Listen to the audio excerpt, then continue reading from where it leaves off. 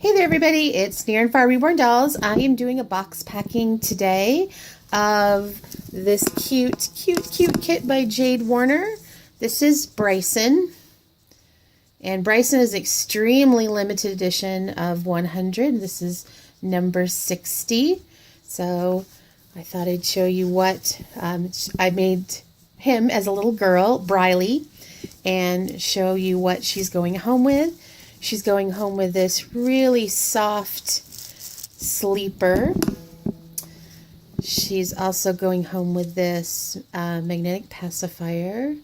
I don't know how well you can see that.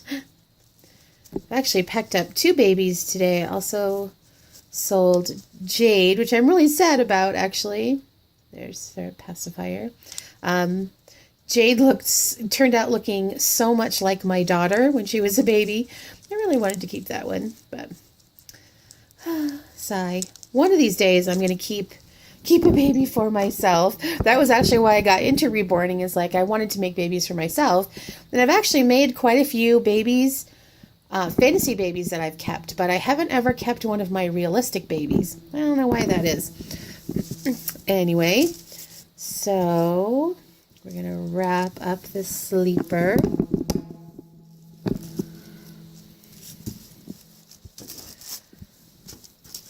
That is just so soft.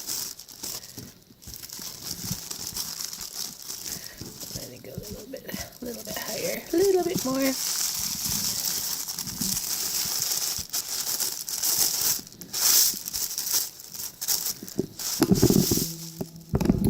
Oops, I'm missing tape. I also thought I'd show you today some work in progress. I think I've probably mentioned this before, but I'm a teacher and I always share with my students my doll hobby. And the first time I shared it, I noticed that one of my students got really excited and she goes, "Are you a reborn artist?" And I'm like, "Yes, actually that's the name of what the kind of dolls are." And she goes, "I collect reborns." And she was just so excited. So I offered to teach her how to paint a reborn. I said, as long as you... Sorry, I'm trying to do 5 things at once and I can't talk. As long as you purchase the kit and the body, I will teach you how to paint. So she took me up on that, and we have just barely started painting together.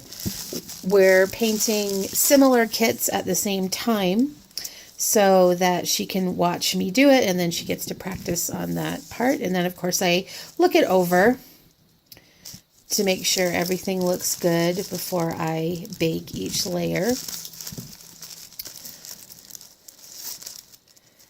And that's just been super fun. She is a very quick study.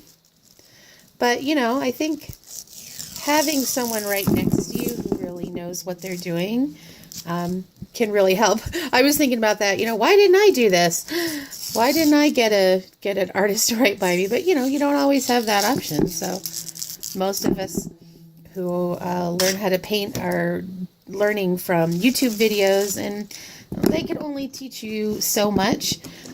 Usually they're not close up enough, and the main problem with YouTube videos is they really wash out the color because you have to use really bright lights to film for YouTube, so it's nice and clear, and that will just wash out the color to the camera eye, not to your eye.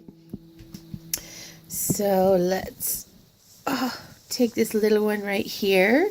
Here is Brylee. She has brown painted hair. This kit is just so cute. She's got a little fist. She is very newborn size. She's got one hand that's open. This outfit is newborn, but you can tell it's kind of big on her, actually. So she could even probably fit preemie size. But I love this outfit with the little balls, and she's got a tutu and little socks. Show you her hands. And she's just such a cute doll. I love that expression. I don't normally make dolls, make the same kit like over again, but she's so cute. I might do that. I was actually originally thinking of saving her for the Rose doll show, but I changed my mind on her. So my loss for the Rose show is someone else's gain.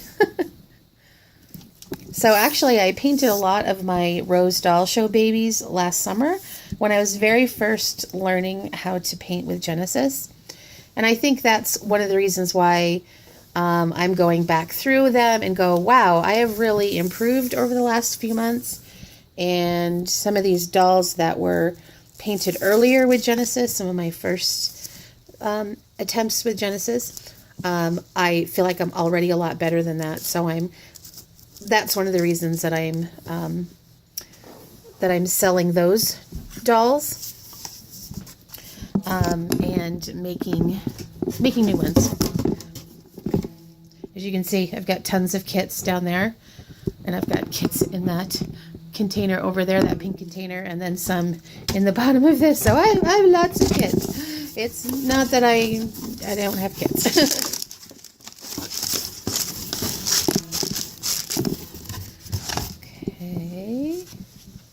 She should fit in here really easily because she is so teeny weeny.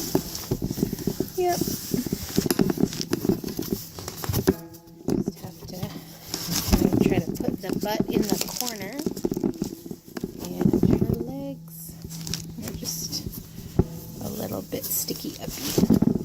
We can finagle the legs a little bit. Okay, so I don't know if you noticed, but I put her birth certificate and her COA down in there. There is her sleeper and her little pacifier in a bag. I'm going to fill up the rest of the space with diapers, and then off she goes. And then I promised you a little work in progress. So I'm working on Dominic.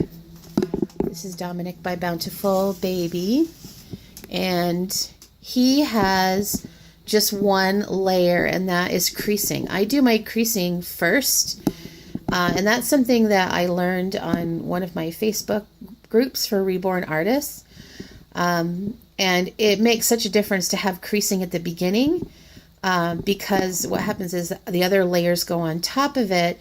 It sort of blends it much better. And then you can always go back if you feel like that the creasing wasn't quite enough with some later layers. But that is just with one layer done. So we're just trying to get those deep creases in that first layer. And I've got everything set up for layer number 2.